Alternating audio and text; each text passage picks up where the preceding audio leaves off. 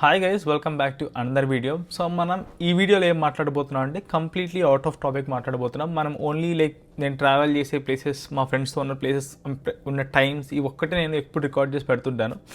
కానీ first time నేను ఒక స్కామ్ గురించి ఎక్స్పోజ్ చేయడానికి వచ్చాను అనమాట. సో ఇదంతా ఫుడ్ డెలివరీ యాప్స్లో జరిగే స్కామ్. సో మీరు చూస్తుండొచ్చు ఆల్రెడీ బ్యాక్గ్రౌండ్ మొత్తం కొంచెం కొత్తగా కనిపిస్తుండేది. సో నేను బేసికలీ హౌస్ చేంజ్ అయ్యాను అనమాట. సో అందుకని మీకు హౌస్ కొంచెం డిఫరెంట్గా కనిపించింది. So definitely one day time దొరికినప్పుడు ఖచ్చితంగా ఈ హౌస్ టూర్ కూడా చేస్తాను అనమాట. సో ప్రజెంట్ మనం మాట్లాడుకుంటున్న యాప్ పేరు వచ్చేసి door dash. So door dash అంటే కొంచెం కొత్తగా ఉండేది కానీ వినడానికి. సో మనకి ఇండియాలో ఎలా అయితే జొమాటో, అలాగే స్విగ్గీ ఎలా ఉంటుందో ఇది కూడా one of the kind of food app అని ఉంటుంది. సో నార్త్ అమెరికాలో ఇది స్టార్ట్ అయింది సమ్వేర్ అరౌండ్ 2013 ఆ టైమ్స్లో ఈ యాప్ స్టార్ట్ అయింది అనమాట. Maybe 12 years. సో వన్స్ మనకి టెక్నాలజీ ఎంత ఫాస్ట్గా డెవలప్ అయిందంటే మనం బయటికి వెళ్ళి తినడం కంప్లీట్గా మానేసాం అనమాట. అంటే ఆర్డర్ చేసుకోవడం. నేనైతే కంప్లీట్గా అసలు బయట దగ్గర నుంచి ఎప్పుడు ఆర్డర్ చేసుకుని దాంట్లో డోర్ డాష్, అలాగే యూబర్ ఈట్స్, అలాగే స్కిప్ ద డిషెస్. సో అంటే ఈ మూడు చాలా ఉన్నాయి ఫుడ్ డెలివరీ యాప్స్. సో ఈ మూడు కొంచెం కెనడాలో కొంచెం మేజర్గా ఉంటాయి అనమాట. సో నేనైతే అన్ని అసలు నా ఫోన్లో ఎప్పుడు అన్ఇన్స్టాల్ చేయను. ఫస్ట్ టైం నేను డోర్ డాష్ వాడాల్సి వచ్చింది, అది కూడా ఇక్కడికి వచ్చిన తర్వాత. సో ఎందుకు వాడానంటే బేసికల్లీ August 1st వచ్చేసి మా ఫ్రెండ్ బర్త్డే అనమాట. సో నైట్ మా సిటీలో ఎలా ఉండిద్ది అంటే నైట్ ఒక టైం వచ్చేసరికి అన్నీ షట్ డౌన్ అయిపోతాయి. అంటే రెస్టారెంట్స్ అన్నీ షట్ డౌన్ అయిపోతాయి. నేను కూడా కొంచెం సిటీకి కొంచెం దూరంగా ఉంటాను. సో ఈ టైంలో ఎందుకులే బయటికి వెళ్ళని చెప్పేసి నేను డోర్ డాష్లో ఆర్డర్ చేశాను. అంటే డోర్ డాష్ ఇన్స్టాల్ చేసి డోర్ డాష్లో ఆర్డర్ చేశాను.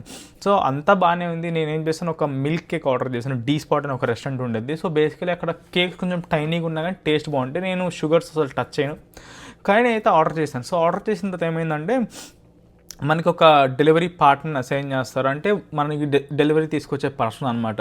సో ఆ పర్సన్ కాంటాక్ట్ డీటెయిల్స్ అన్నీ వస్తాయి. సో నాకు ఒక నోటిఫికేషన్ వచ్చింది 25 minutes తర్వాత మీ ఆర్డర్ అయితే డెలివరీ అయినట్టు. సో నేనేం చేశానంటే బేసికల్లీ ఇక్కడ 2 scenarios ఉంటాయి. ఒకటి డెలివరీ డ్రైవర్ మోసం చేయొచ్చు, అలాగే రెస్టారెంట్ బేసికల్లీ మోసం చేయరు, ఎందుకంటే వాళ్ళ దగ్గర తీసుకుంటాం. సో నెక్స్ట్ డెలివరీ డ్రైవర్స్, అలాగే యాప్. సో ఈ రెండింటి మీదే మొత్తం తప్పు ఉండేది అనమాట, ఒకవేళ ఏమన్నా జరిగితే మాత్రం. సో ఇక్కడ ఏమైందంటే ఆ డెలివరీ డ్రైవర్ ఫోటో తీసి పెట్టాడు, అంటే డెలివరీ అయిపోయింది. నేనైతే ఫోటో చూస్తే అది మా లొకేషన్ కాదు. సో నేను ఇక్కడ స్క్రీన్ షాట్ కూడా ప్లేస్ చేస్తాను. ఇది ఎలా స్కామ్ అయిందో నేను ఎక్స్ప్లెయిన్ చేస్తాను. సో బేసికల్లీ ఆయన వచ్చి పెట్టాడు కదా, సో ఆయన ఫోన్లో డెలివరీ లొకేషన్ ఒకటి కనిపిస్తుంది. సో నేను పెట్టిన డెలివరీ లొకేషన్ వేరు. మేబీ నేనేమన్నా తప్పు పెట్టానా అని చెప్పేసి ఆ డెలివరీ లొకేషన్ చెక్ చేశాను అనమాట.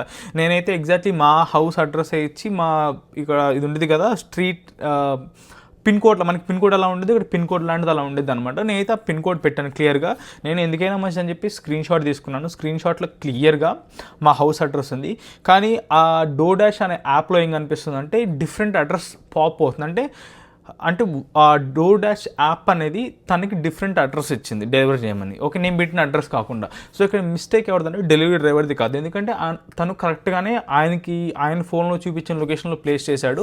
నేను కింద స్క్రోల్ చేయగా నేను పెట్టిన లొకేషన్ కూడా అక్కడ క్లియర్గా కనిపిస్తుంది. సో డెఫినెట్లీ ఇది యాప్ ఫాల్ట్ అనమాట. అంటే ఈ డోర్ డాష్ యాప్లో గ్లిచ్ వచ్చింది. సో ఇలాంటి గ్లిచ్ వచ్చినప్పుడు ఏం చేయాలి, వాళ్ళు ఆ గ్లిచ్ని రెక్టిఫై చేయాలి. ఆర్ఎల్స్ ఇప్పుడు నేను ఆర్డర్ చేశాను, అది ఒక $30 అయి ఉంటుంది. నేను ఏముందిలే $30 అని వదిలేయచ్చు. కానీ వన్స్ మనం కొంచెం గ్రో అయ్యేటప్పుడు డెఫినెట్గా every dollar is so important, అంటే ఎవ్రీ రూపీ కూడా చాలా ఇంపార్టెంట్. సో ఇక్కడ ఏమైంది, నేను కస్టమర్కి రీచ్ అవుట్ అయిపోయాను. సో మనం ఇప్పుడు 2025లో ఉన్నాం. సో 2025 ఎలా అంటే బేసికల్లీ హ్యూమన్స్ మీద డిపెండ్ అవ్వడం తగ్గించేశారు. సో మొత్తం ఆటోమేషన్ అయిపోయింది. మీ ఇప్పుడే కాదు, మేబీ ఒక 4-5 years నుంచి ఈ ఆటోమేషన్ అనేది రన్నింగ్ అవుతుంది. సో మీరు కానీ చూస్తే మన స్విగ్గీ, జొమాటో, ఏదైనా కానీ, అంటే ఒక యు నేమ్ ద యాప్ అనమాట. సో యాప్స్ ఎలా బిల్డ్ అయినాయి అంటే బేసికలీ వాళ్ళు ఏం చేయరు, జస్ట్ ఒక మీడియం క్రియేట్ చేస్తారు. అంటే రెస్టారెంట్కి నాకు మధ్యలో ఒక మీడియం. వాళ్ళ కార్లు వాడరు, వాళ్ళ బండ్లు వాడరు, వాళ్ళు జస్ట్ ఒక మనుషులు వాడుకుంటున్నారు అంతే.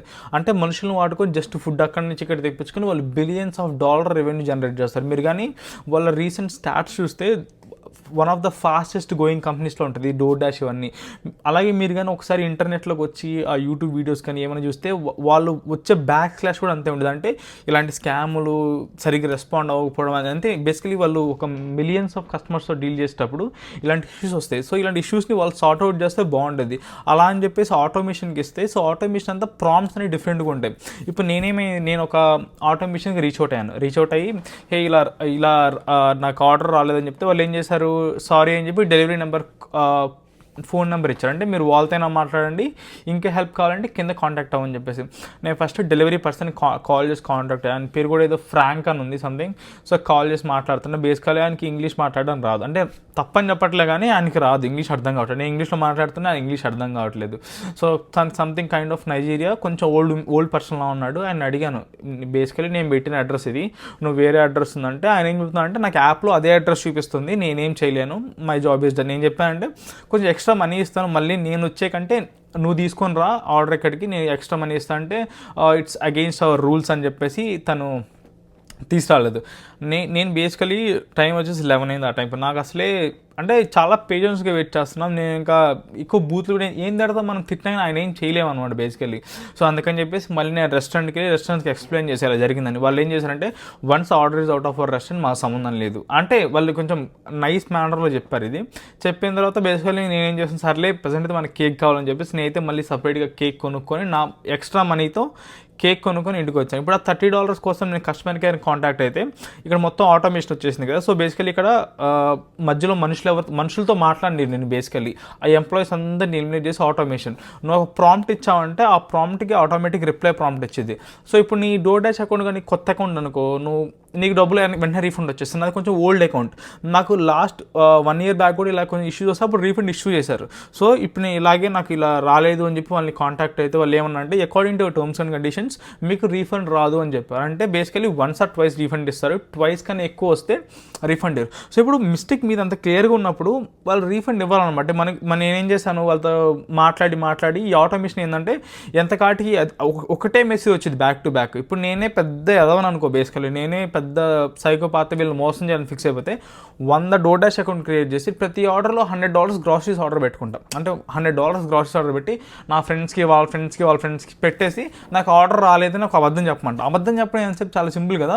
అలా చెప్పగానే బేసికలీ ఆటోమేషన్ ఏంటంటే వాళ్ళకి బ్రెయిన్ ఉండదు. అంటే దే ఆర్ జస్ట్ బాట్స్ అనమాట. అంటే ఇప్పుడు ChatGPT నీకు అయితే ఆటోమేటిక్ రిప్లై ఇచ్చిద్దో ఇది కూడా ఆటోమేటిక్ రిప్లై. సో ఇప్పుడు నువ్వు ఆర్డర్ రాలేదంటే ఒకసారి చెక్ చేసుకోమంటుంది, నువ్వు ఇంకా రాలేదంటే వెంటనే నీకు రీఫండ్ వచ్చింది. అంటే ఇది పెద్ద ఫ్లా. అంటే DoorDashలో, స్విగ్గీలో, జొమాటోలో అన్నింటిలో ఇదే ఫ్లో ఉంటుంది. ఎందుకంటే వీళ్ళు మనుషులు కదా. సో వీళ్ళని మోసం చేయడం చాలా ఈజీ. ఓకేనా, నువ్వు ఏదైనా చెప్పినా కానీ వాళ్ళు ఈజీగా నమ్మేస్తారు. ఎందుకంటే వాళ్ళు మనుషులు కాదు, ఆటోమేటిక్ రోబోట్స్. సో వాళ్ళకి ప్రోగ్రామింగ్ అలా చేయబడింది అనమాట. అంటే ఎవరన్నా డబ్బులు అడగంగానే రాలేదంటే వెంటనే రీఫండ్ ఇచ్చాయని చెప్పేసి. కానీ నీకు 2 times ఇస్తారు. 2 times తర్వాత నాకు వచ్చిన మెసేజ్ వచ్చింది అనమాట. సో బేసికల్లీ నేను అసలు అవుట్డోర్ యాప్స్ అనేవి కంప్లీట్గా వాడడం మానేశాను. సో ఇప్పుడు నాకు $30 లాస్ అయింది. నేను తర్వాత మెయిల్స్ చేసి కస్టమర్ కేర్తో మాట్లాడాను. వాళ్ళు కూడా సేమ్ రిప్లై, ఈ ఆటోమేటిక్ మెసేజ్ ఏమేది వచ్చిందో వాళ్ళు కూడా అదే చెప్తున్నారు. సో బేసికలీ వీళ్ళందరూ ఇండోనేషియన్స్ని, చైనీస్ని వీళ్ళు హైర్ చేసుకొని వాళ్ళతో మాట్లాడిస్తారు అనమాట బేసికలీ. ఎందుకంటే వాళ్ళు కొంచెం తక్కువకి చీప్ లేబర్ అని చెప్పలేం కానీ తక్కువ పేకి వర్క్ చేస్తారు. వాళ్ళు మళ్ళీ కెనడాలో కూడా రెసైడ్ అయ్యి ఉంటారు. వాళ్ళు ఇండోనేషియాలో ఉండి ఇండోనేషియా నుంచి కాల్స్ టేక్ చేస్తారు అనమాట. కాల్స్ తీసుకొని మాట్లాడుతుంటారు. ఐ మీన్ వాళ్ళు ఎక్కడైతే తక్కువ లేబర్ ఉంటారో అక్కడికి వాళ్ళ ఎంప్లాయీస్ని చేసుకుని, ఎందుకంటే వాళ్ళకి కావాల్సింది ప్రాఫిట్స్.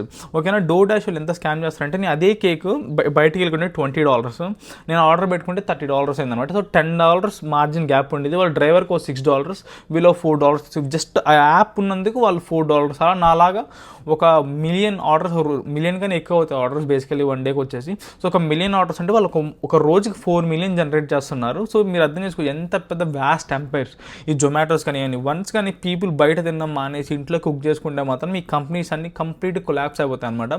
సో బేసికలీ ఇప్పుడిప్పుడే స్టార్ట్ అవుతుంది. అందరూ బయట తినడం మానేస్తున్నారు, అలాగే ఆర్డర్ చేసుకోవడం మానేస్తున్నారు. హోప్ఫుల్లీ నెక్స్ట్ 10 years ఇది కానీ ఇంకా డెవలప్ అయితే బాగుంటుంది. బేసికలీ ఏమవుతుందంటే కొంచెం ఎక్కువ డబ్బు ఉన్న వాళ్ళు ఎవరు బయట ఆర్డర్ చేసుకోరు.